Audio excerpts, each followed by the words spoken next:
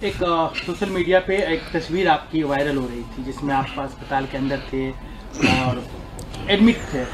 उसके बाद कई तरह के सवाल उठने लगे। किसान सर गए वहाँ पे, फिर इसके बाद अस्पताल चले गए। क्या इनको चोट लगी? क्या पुलिस ने इनकी? नहीं, पुलिस ने किसी भी तरह का दुर्व्यवहार नहीं किया। हम पिछले 1.5 महीना से बीमार चल रहे थे और हमने ये सोच रहे थे कि बीपीएससी की परीक्षा है, ख़त्म हो जाएगी तो दे देंगे इलाज, अपना ट्रीटमेंट ठीक से करा लेंगे यहाँ पर। इसी बीच जब सुबह सुबह बच्चों के ऊपर लाठी उठी चार्ज हो गई तो हमें लगा कि बच्चों के ऊपर नॉर्मलाइजेशन थोप दिया जाएगा, तो हम यहाँ क्लास ही ले रहे थे। 10 बजे वाला क्लास ख़त्म करके और चल दिया, क्योंकि बहुत देर तक ना खाए पिए भी नहीं थे और लंबे समय से बीमार पड़ रहे थे।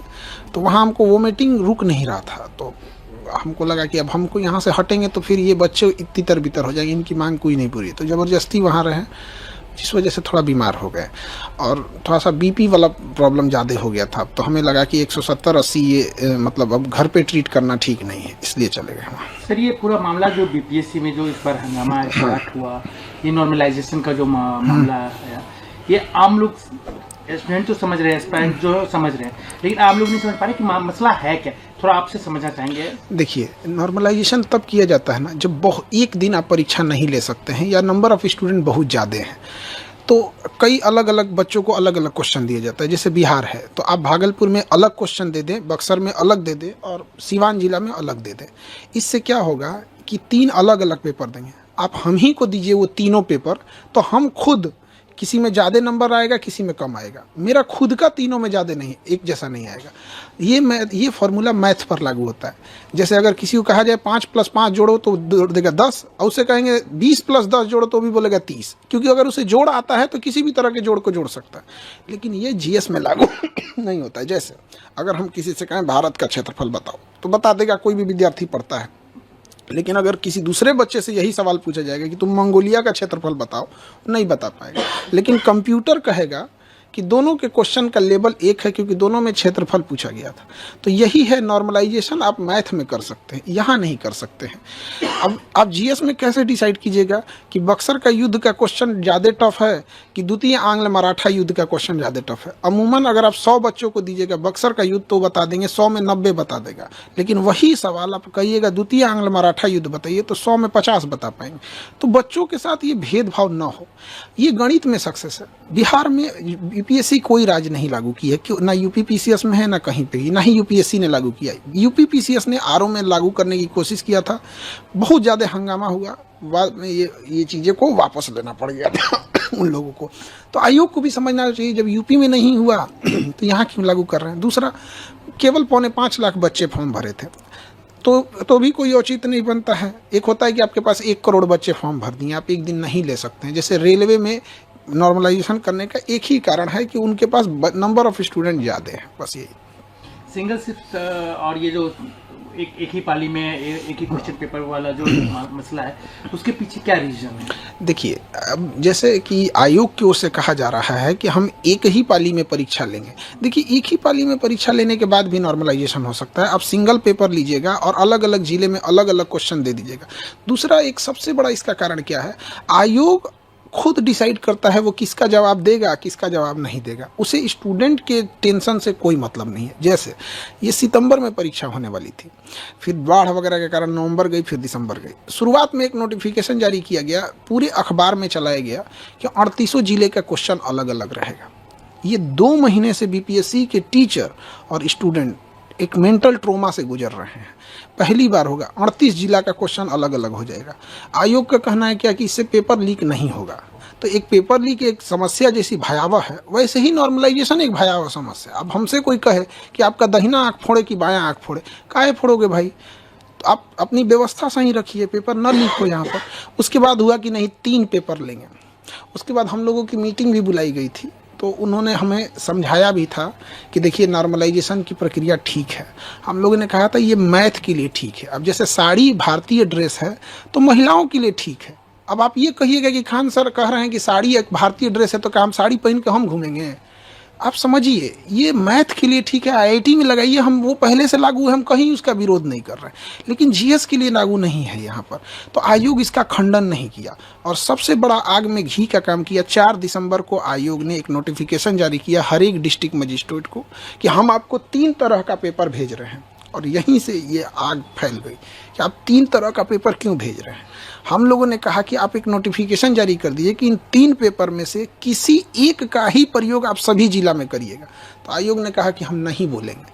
तो हम लोग को मजबूरी में जाना पड़ा और वापस वहाँ से लौटे इसी आधार पे कि आयोग ने शाम को 7 बजे 8 बजे के बीच में एक नोटिफिकेशन जारी किया कि हम एक ही यूज़ करेंगे। हमारी बात ख़त्म हो गई। यहाँ पर सीधी सी एक छोटा सा नोटिफिकेशन आप ऑफिशियली दे देते तो कभी बवाल नहीं होता। एक शिक्षक से पूछिए, हम लोग चाहते हैं पढ़ाना, शांति से पढ़ाना, 10 घंटा 12 घंटा पढ़ाने के बाद इतना हिम्मत और होश नहीं रहता है कि हम लोग जाके सड़क पे जाके लाठी खाएं। लेकिन सर ये कहना चाहते हैं क्या केवल बीपीएससी नॉर्मलाइजेशन वाला पैटर्न तो नहीं अपना रही है, इससे पहले भी अपनाया गया है कई एग्जाम में? जो भी एग्जाम में अपनाया गया है उसमें 2 ही कारण रहे हों। या तो उस एग्जाम में ज़्यादातर प्रश्न साइंस या मैथ के रहे होंगे जैसे आईआईटी हो गया, या फिर उस एग्ज़ाम में 1 करोड़ से ज़्यादा बच्चे बैठे होंगे जैसे रेलवे हो गया। तो जब बच्चे ज़्यादा बैठ जाते हैं तो वहाँ मजबूरी के कारण लेना पड़ता है, क्योंकि किसी राज्य की क्षमता नहीं है कि 1 करोड़ परीक्षा एक दिन में करा ले। और साइंस और मैथ में है कि वो नॉर्मलाइजेशन साइंस मैथ के लिए बना ही है। हमारे यहाँ ये दोनों चीज़ नहीं है। ना ही हमारे बीपीएससी में 1 करोड़ बच्चे हैं, 4.5 लाख बच्चे, 5.5, उसमें भी एग्ज़ाम कितना दिए हैं, 3.5 लाख। तो आयोग के पास एक अनुभव होना चाहिए कि जितने फॉर्म भरते हैं वो सारे एग्जाम नहीं दे देते हैं। दूसरा, हमारे यहाँ जीएस भी नहीं है। पेपर लीक की समस्या कितनी बड़ी समस्या मानते हैं? क्योंकि जब भी होता है बिहार में हल्ला होता है कि पेपर लीक हो गया, हर जगह से यूयू छापा मारना चालू करती है, कहीं पकड़ाते हैं कहीं पकड़ाते हैं। तो ये कितनी बड़ी समस्या है बिहार की? देखिए, ये इससे बड़ी समस्या विद्यार्थी जीवन के लिए कोई नहीं हो सकता है। इसमें सबसे ज़रूरी चीज़ क्या है कि जिस पे शक हो उस पे नार्को टेस्ट कराया जाए। क्योंकि कई बार ऐसा क्या होता है ना कि कोई व्यक्ति खुद नहीं इन्वॉल्व होता है, लेकिन जब उसको पता होता है कि यह व्यक्ति पेपर लीक करा रहा है तो वहाँ आँख बंद कर लेता है। तो ये भी एक तरह का अपराध ही है। तो नार्को टेस्ट कराएं मीडिया के सामने, और इसके लिए कैपिटल पनिशमेंट, फांसी की सज़ा रखी जाए, उससे नीचे कोई सज़ा नहीं। हम लोग कोई प्रवोक नहीं किए। आप गर्दनी बाग में जो बच्चे प्रोटेस्ट किए थे, आप पूछिए पुलिस से कि एक गमला भी तोड़ा है बच्चों ने, एक गमला भी तोड़ा होगा तो हम बच्चों की जिम्मेदारी ले लेते। उन्होंने कुछ नहीं किया यहाँ पे। तो हम लोग ने कोई भी प्रवोक नहीं किया था इस तरह का। दूसरी चीज़ क्या है कि हम लोग वापस क्यों आए थे, एक छोटा सा नोटिफिकेशन के लिए। अगर आयोग लिबरल रहता, हठधर्मिता नहीं दिखाता, तो हम लोग वापस आ जाते। बिना मतलब के पुलिस को भी इंटरफेयर करना पड़ा। पुलिस का ये सब काम थोड़ी है कि कोई तांडव करे, बीच में पुलिस आ जाती है। आप मानते हैं कि ठीक है, बच्चे हैं, उनका जब हक मारा जाएगा तो प्रोटेस्ट करेंगे, क्या और क्या करेंगे, इतना पता तो चलेंगे नहीं। लेकिन जब वो प्रोटेस्ट करने जाते हैं तो जिस तरीके से उन्हें ठंड में पीटी गई, दौड़ा के मारा गया, किसी का हाथ टूटा, किसी का पैर टूटा, ये बिल्कुल गलत है। वो बच्चे भी जो अधिकारी बने हैं लोग, वो भी एक समय में स्टूडेंट थे। और वो जितने वर्तमान अधिकारी हैं उनसे ही पूछते हैं क्या आप अपने स्टूडेंट लाइफ में नॉर्मलाइजेशन बर्दाश्त करते? वो नहीं बर्दाश्त करते। तो बच्चों को भी पीटा गया वहाँ पर, ये गलत है। यहाँ पर हम लोग भी जब बीपीएससी के लिए जा रहे थे तो डिटेन किया गया थोड़ी देर के लिए, बाद में छोड़ा गया जब नोटिफिकेशन आ गया तब।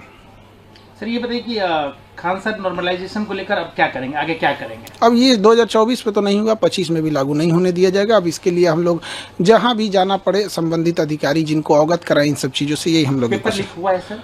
अभी यहाँ पे तो आयोग अपना प्रेस कॉन्फ्रेंस अभी दिया है। अब उसके में आगे क्या कर रहा है आयोग का, अभी पूरी प्रेस कॉन्फ्रेंस चल ही रही है उनकी। ये प्रेस कॉन्फ्रेंस आयोग का खत्म हो जाता है तब हम कुछ बता पाएंगे, क्योंकि अभी तो प्रेस कॉन्फ्रेंस रनिंग है। रद्द कर दिया गया है। हाँ, ये तो अभी बापू परीक्षा परिषद वाला को रद्द किया गया है। आगे पूरी प्रेस विज्ञप्ति क्या आती है, अभी वो प्रेस कॉन्फ्रेंस रनिंग में है, तो हम अभी पहले उसको पूरा देख लेंगे तब बता पाएंगे। पटना एडमिनिस्ट्रेशन की तरफ से एक सीसीटीवी फुटेज जारी किया गया, उसमें दिखाया गया है कि एक सेंटर पे कैसे जो है कुछ स्टूडेंट जो है निकल जाते हैं बाहर। पटना पुलिस का कहना है कि यही लोग हैं जो पूरा अराजकता फैलाए हैं, आतंक फैलाए हैं। वो सीसीटीवी फुटेज पूरी तरह से जारी कर दिया जाए। हम लोग का भी यही मांग है कि पब्लिक को भी अधिकार होता है डेमोक्रेसी में। वहाँ पे अगर कोई स्टूडेंट अगर इस टाइप का, देखिए परीक्षा परिषद में स्टूडेंट तो मेरे ख्याल से इस तरह का नहीं करेंगे, लेकिन अगर वो सीसीटीवी फुटेज है वो तो जो होगा वो जाँच का विषय है। वहाँ पर सीसीटीवी फुटेज पूरी पब्लिक को आ जाने दीजिए। अभी आयोग की मीटिंग, चूँकि प्रेस कॉन्फ्रेंस चल ही रहा है, खत्म हो जाएगा तो ही हम कुछ कह पाएंगे। सर लेकिन एक सवाल उठता है कि कुछ भी होता है बिहार में परीक्षा से रिलेटेड, छात्रों से रिलेटेड, तो खान सर का नाम आ जाता है। आखिर क्या रीजन है, खान सर का नाम घसीटा जाता है या जबरदस्ती आया जाता है? अब नाम के लिए क्या, हमारे पास सबसे ज़्यादा बच्चे हैं, हम कम फी में पढ़ाते हैं, तो ऑब्वियस बात है कि सबसे ज़्यादा चर्चा हो जाता है। यही कारण है यहाँ पर।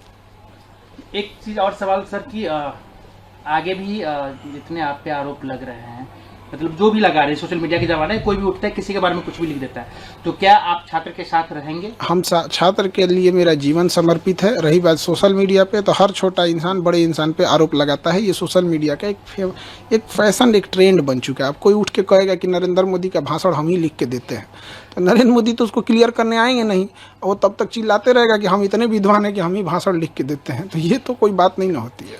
अब आपकी तबीयत बिल्कुल स्वस्थ है? अब तो ठीक है, तबीयत ठीक है। एक चीज और सर की कहा गया कि आपको जब हिरासत में लिया गया तो क्या आपके साथ किसी तरह की ज्यादती हुई? क्योंकि आप इसके बाद अस्पताल चले गए तो लोगों को बहुत सारे सोशल मीडिया पे वीडियो वायरल हो गया कि आपके साथ मारपीट की गई है, आपकी तबीयत ठीक नहीं है, पुलिस के खिलाफ हमने देखा ट्रेंड बिहार पुलिस चलने लगी। नहीं, देखिए, ये जो भी अफवाह उड़ा रहे हैं गलत है। पुलिस ने मेरे साथ कोई ज्यादती नहीं की।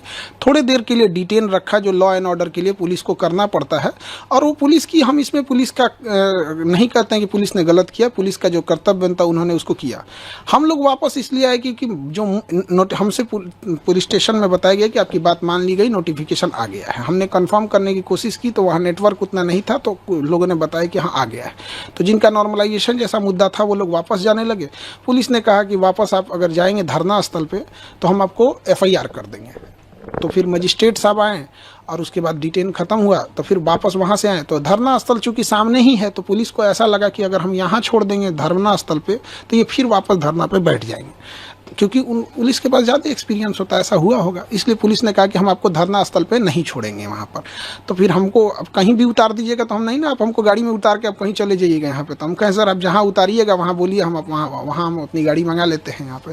तो उसके बाद डिटेंशन मेरा खत्म हुआ। मजिस्ट्रेट साहब आए और सीनियर जो DSP मैम थी, वो उनके आने के बाद ही डिटेंशन खत्म हुआ, क्योंकि जब तक कोई सीनियर नहीं आते हैं डिटेंशन खत्म नहीं होता है। अब आप इस झगड़े को, मतलब जो अभी जो ये कोई किससे क्लास, मतलब BPSC स्टूडेंट और आयोग के बीच में जो भी मसले हैं, इसका सोल्यूशन क्या है? देखिए, सोल्यूशन ये है ना कि आयोग जो भी चीज़ कर रहा है उसको क्लियर कर दे। जैसे इससे पहले अतुल प्रसाद सर थे, वो मैसेज ट्वीट कर देते थे कि हम ये रिजल्ट पब्लिश करने जा रहे हैं, ये एग्ज़ाम लेने जा रहे हैं, ये करने जा रहे हैं, तो एक पब्लिश कर दे। जैसे आयोग से हमारी भी मांग है कि PT का रिजल्ट जो लेता है वो 15 दिन में PT का रिजल्ट दे दे, और रिजल्ट देने के 4 मंथ बाद वो मेंस का एग्ज़ाम ले ले। ये क्या बेवकूफ़ी है? आप 3 मंथ बाद रिजल्ट देंगे, उसमें अब बच्चे कंफ्यूज रहेंगे कि मेरा प्रीलिम हुआ है कि नहीं हुआ है, और उसके बाद आप अचानक से आके आप कहिएगा कि 15 दिन बाद मेंस है। ये नहीं है। तो इसमें लगातार सुधार की जरूरत है, सुधार करेगा। एक अंतिम सवाल, खान सर पटना वाले तो सब जानते ही हैं, आपके ही कम्युनिटी के एक ओझा सर थे, वो चुनाव लड़ने जा रहे हैं, तो क्या मतलब आपको लग रहा है कि? देखिए, पढ़े लिखे लोगों को राजनीति में जाना चाहिए, और हम जितने पढ़े लिखे युवा हैं सबको जाना चाहिए। यहाँ जो जा सकता है पढ़े लिखे लोग में, तो उनका है अपना अच्छा काम करेंगे वहाँ जाके, और सबका अपना व्यक्तिगत डिसीजन होता है। और शिक्षित हैं तो शिक्षित व्यक्ति को हमेशा से कहा जाता है कि समाज में जाना चाहिए। राजनीति में भी ऐसे मत आप कहा जा रहा है कि आपके बारे में भी अलग, हमको चुनाव ना नहीं लड़ना है। अब हम क्लियर कर देते हैं। 24 में लोग दिमाग खा लिए थे क्योंकि लोकसभा का इलेक्शन था, हम मना करते रह गए, भैया हमको पढ़ाने से फुर्सत नहीं है, ये 25 का इलेक्शन जल्दी खत्म हो कि मेरा सरदर्द खत्म हो। जिसको लगता है, जैसे लगता है राजनीति बहुत बड़का चीज़, मतलब क्या बताए जाएंगे कि नहीं जाएंगे, हम लोग जवाब दे दे के थक जाते हैं। लोग पढ़ाने से फुर्सत नहीं है हमको।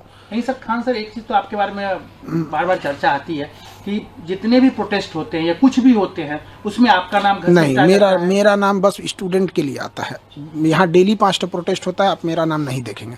स्टूडेंट युवाओं के, बड़े स्टूडेंट, अब चाहे बड़ा हो या छोटा हो, आप हमको किसी भी में नहीं देखे होंगे। अब जैसे किसानों की समस्या है, किसान अपनी मांग रख रहा है, वहाँ आप हमको देखे हैं? हम पढ़ा रहे हैं बच्चों को। हमारे यहाँ अगर कुछ होगा तो हम बच्चों की बात रखेंगे। यहाँ पे कौन रखेगा? एक बच्चे का यहाँ तबीयत खराब हो जाता है ना, उसको बढ़िया डॉक्टर का नाम नहीं पता रहता, पूछता है सर ये दिक्कत है, कौन डॉक्टर ठीक रहेंगे? क्या लगता है वो बच्चे यहाँ आके आयोग से लड़ पाएंगे? तो हम लोग को मजबूरी में आना पड़ता है।